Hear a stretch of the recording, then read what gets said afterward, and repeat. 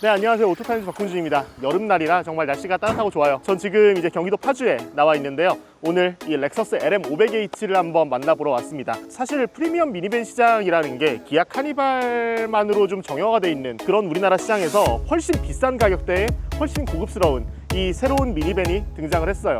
렉서스가 만든 미니밴은 과연 어떨까요? 한번 살펴보시죠. 외관부터 한번 살펴볼게요. 렉서스다운 디자인이 그대로 드러나 있다는 걸 알 수 있죠. 신형 RX가 나오면서부터 이 스핀들 그릴이 스핀들 바디라는 형태로 바뀌었어요. 보시면 정말 언뜻 이 렉서스 특유의 그릴 형상이 남아있다는 거 볼 수 있지만 파팅 라인이 없어지고 좀 깨끗한 심리스 타입으로 바뀌었다는 걸 알 수 있습니다.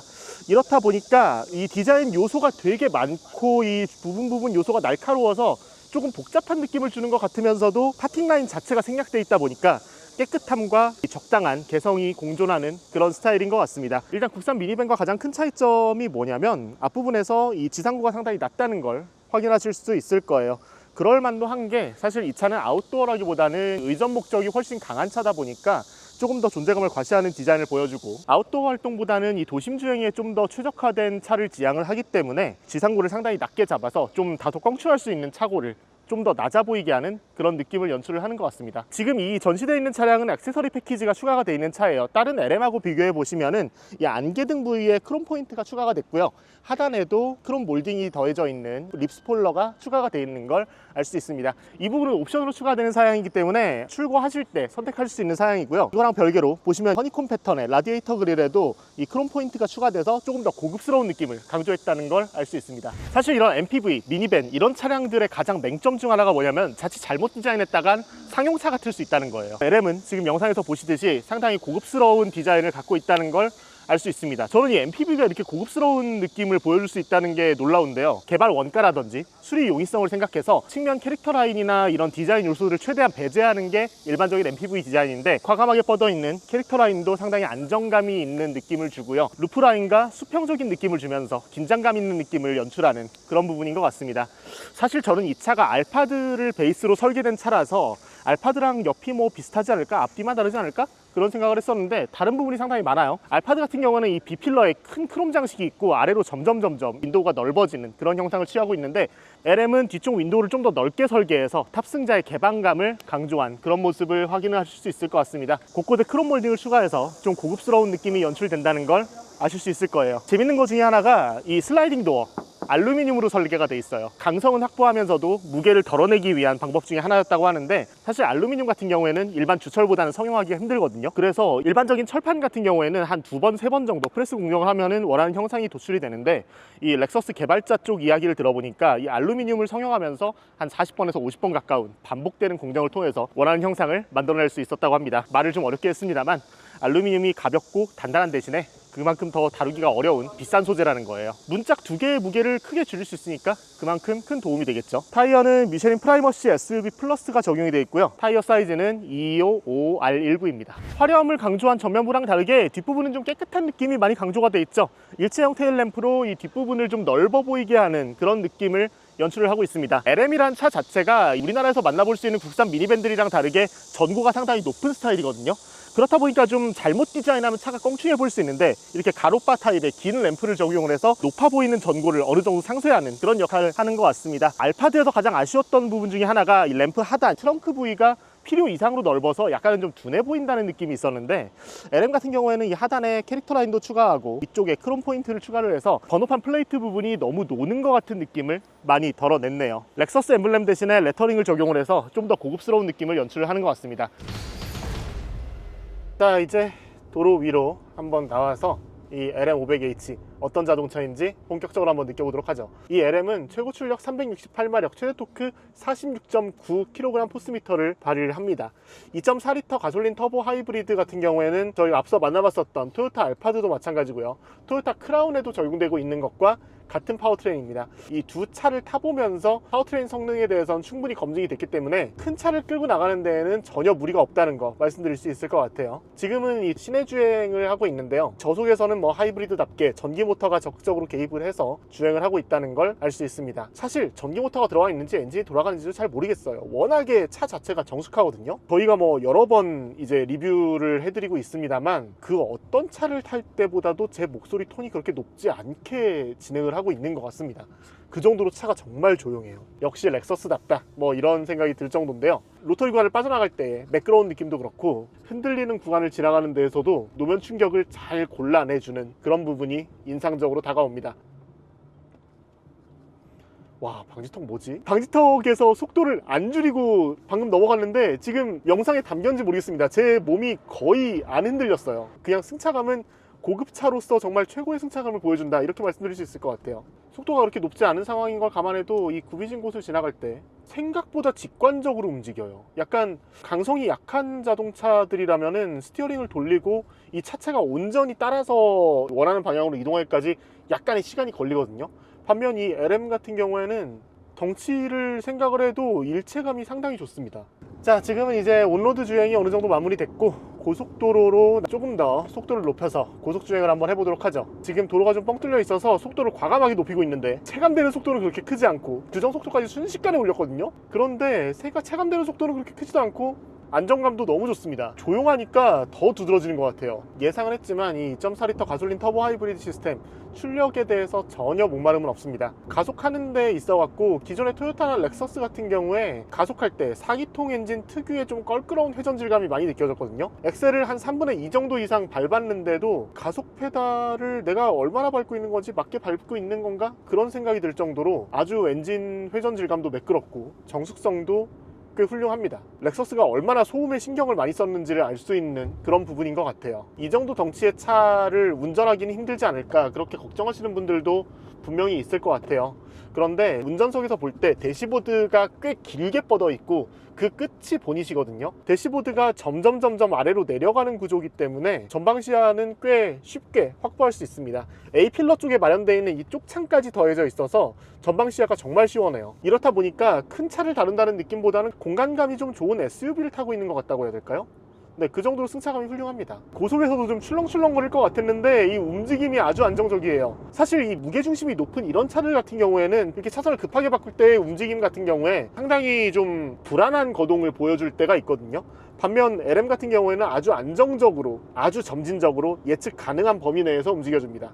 운전할 때 자신감이 자연스럽게 높아진다는 거예요. 미니밴을 한 번도 운전해보지 못한 사람들이라고 하더라도 편안하게 운전을 할 수 있을 것 같습니다. 이 LM의 주행 모드는 총 5가지가 있습니다. 노멀, 에코, 스포츠, 커스텀이 있고요.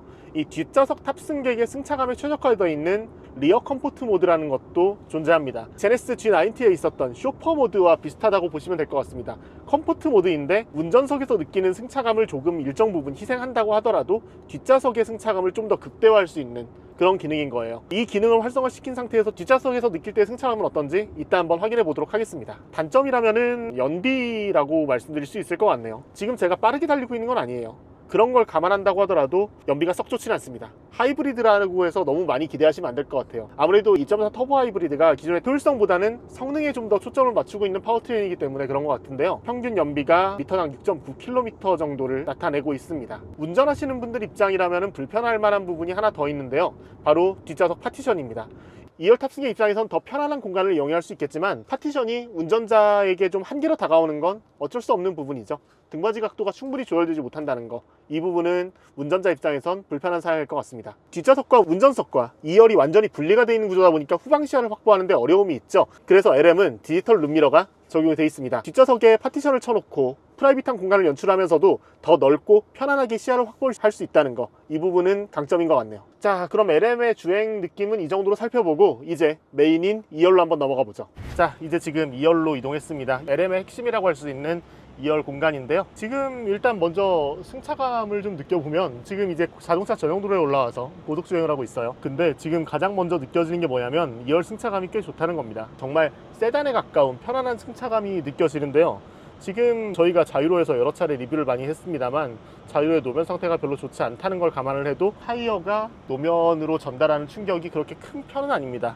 승차감이 정말 좋은데 이 시트 자체가 꽤 두터운 덕분도 있겠지만 차체와 시트가 접합되어 있는 부분에 부싱률을 추가하고 충격이 차체로 전달되기까지 꽤 다양한 상쇄 구간들을 만들어 놨다고 해요. 그렇게 해서 운전자에게 전달되는 충격을 최소화했다고 하고요. 개발자분과 한번 이야기를 잠깐 나눠볼 기회가 있었는데 얘기를 들어보니까 가장 신경을 많이 썼던 부분 중에 하나가 좀 누구나 편하게 앉아있을 수 있게 하는 그런 부분이라고 해요. 특히나 이 차가 고속 주행을 하고 있을 때 그리고 혹은 시내 주행을 하고 있을 때 차가 흔들리거나 충격을 받는 상황에서 운전자의 어깨나 머리가 최대한 덜 흔들리게 세팅이 돼 있다고 합니다. 그런 부분들 신경을 정말 많이 썼다는 게 느껴지는 게 제가 의식하고 있지는 않았지만 이 급의 미니밴들을 정말 여러 타봤지만 저한테 전달되는 충격은 정말 적은 것 같아요. 몸이 덜 흔들린다는 건 그만큼 이동했을 때의 피로도가 적다는 의미이기도 합니다. 꽤 다양한 기능들이 또 마련이 되어 있는데요. 일단 오른쪽에 보면은 이렇게 컵홀더가 하나 마련이 되어 있고 뒤쪽을 열면은 테이블도 이렇게 이용을 할 수 있습니다. 테이블은 2단으로 펼칠 수 있고요. 여기까지도 가죽으로 마무리를 해서 꽤 고급스럽게 처리가 돼 있어요. 테이블은 가로로도 사용할 수 있고 이렇게 제쳐서 세로로도 사용할 수 있는데 노트북을 사용하거나 간단히 뭐 도시락으로 식사를 때우거나 뭐 이러기에 충분한 공간이 나오는 것 같습니다. 이 우측에는 작은 모니터가 하나 있는데 이렇게 분리해서 스마트폰처럼 활용을 할 수 있습니다. 조작감도 스마트폰과 비슷해요. 화면을 밀어 올리면은 클라이밋 및 컨시어지 이런 기능이 마련이 되어 있는데 마이 오리지널, 드림, 릴렉스, 포커스, 에너자이즈 5가지 모드 운전자의 기분과 컨디션에 따라서 다양한 이 시트 포지션과 마사지 기능 그리고 선쉐이드의 작동 여부 이런 걸 통합해서 구동하는 기능입니다. 벤츠에선 이걸 에너자이징 컴포트라고 하죠. 비슷한 프로그램이라고 보시면 될 것 같고 화면을 위에서 아래로 쓸어 내리면 가장 많이 사용하는 미디어 컨트롤과 이 온도 조절 기능도 활용을 할 수 있습니다. 그 외의 기능들 보면은 3단 조절이 가능한 열선 시트와 통풍 시트가 있고요. 이 메모리 기능 역할을 하는 마이 오리지널 버튼과 시트를 원상태로 원터치로 복귀시킬 수 있는 그런 버튼 그리고 이 시트 포지션을 조절할 수 있는 기능들이 마련이 되어 있습니다. 이 부분은 토요타 알파드와 동일하네요. 그 외의 부분들을 보자면 콘솔 박스가 꽤 크게 마련이 되어 있다는 걸 알 수 있고 이 안에 하부에 서랍장이 마련이 되어 있어서 뭔가를 넣어놓기에 좋습니다. 여기에는 이 리모컨이 하나 들어있는데요. 이 리모컨으로 전방에 있는 디스플레이를 활용을 할 수도 있습니다. 뭐 유튜브, 넷플릭스 이런 다양한 OTT를 활용할 수도 있고 화면 분할 모드를 제공을 해서 우측 탑승자와 좌측 탑승자 모두 각자 다른 미디어를 즐길 수 있는 것도 특징입니다. 사운드 시스템도 꽤 풍부한데 렉서스가 정말 오랫동안 사용하고 있는 기능이죠. 이 마크레빈슨 오디오 시스템 같은 경우에는 20개 이상의 스피커가 적용이 돼 있다고 합니다. 4인승과 6인승의 결정적인 차이는 파티션이에요. 1열과 2열을 완전히 분리하는 역할을 합니다. 지금 렉서스 관계자 얘기로는 파티션을 적용을 해놓으면은 1열과 2열 탑승자 간의 대화가 안 될 정도로 꽤 정숙한 환경이 연출이 된다고 해요. 좀 멀미를 하시는 분들은 전방 시야가 확보가 돼야 되죠. 그렇기 때문에 이렇게 투명한 상태로 유리를 유지할 수도 있고요. 버튼을 눌러서 이렇게 디밍 기능을 활용하면은 탑승자의 공간을 완전히 분리해서 이 프라이버시한 공간도 만들어낼 수 있는 게 특징입니다. 물론 정 답답하시다면 이 유리를 열고 내리고 하는 것도 가능해요. 시트를 최대한 눕히면 어느 정도 되는지 한번 확인을 해볼게요. 지금 이 렉서스 쪽 설명으로는 시트 자체가 70도 이상 젖혀진다고 해요. 지금 등받이를 젖히고 레그 서포트를 최대한 뻗어보고 있는데요. 레그 서포트까지 최대한 뻗으니까 사실상 180도로 누워있는 것과 똑같은 그런 자세가 연출이 됩니다. 리뷰를 해야 되는데 꽤 편하다는 생각이 너무 강하게 들어서 그냥 촬영도 여기서 끊고 그냥 누워있고 싶네요. 그 정도로 정말 편안한 자세가 연출이 되고요.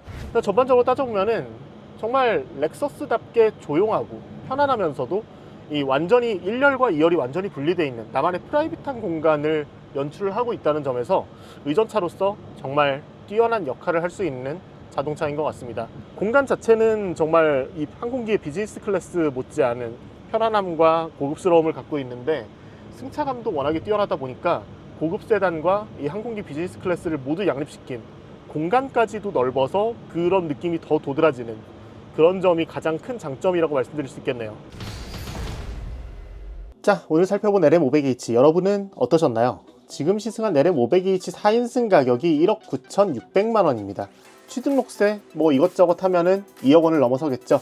이 돈을 주고 살 가치가 있냐? 저는 충분하다고 봅니다. 전 조금 놀랐어요. 이렇게 생긴 차 사실 한때는 그냥 뭐 봉고차라고 불리면서 이 넓은 공간에 많은 사람이나 많은 짐을 싣는 성격이 강한 차였거든요. 그런데 이 공간을 한두 명, 뭐 많아봐야 4명 정도만을 위한 휴식과 업무 공간으로 재해석했다는 점, 그리고 이를 기반으로 단순한 이동수단이 아닌 이 과정에서 새로운 가치를 주고 있다는 게 매우 의미 있어 보였습니다. 컨버전 밴, 그러니까 기존에 있는 밴을 튜닝해서 제공받는 것과 설계부터 프리미엄 밴을 지향한 건 많이 다르죠. 이 점도 LM의 강력한 세일즈 포인트가 될 것 같습니다. 그럼 저는 또 다른 자동차 소식으로 인사드리죠. 전 지금까지 오토타임즈 박홍준이었습니다.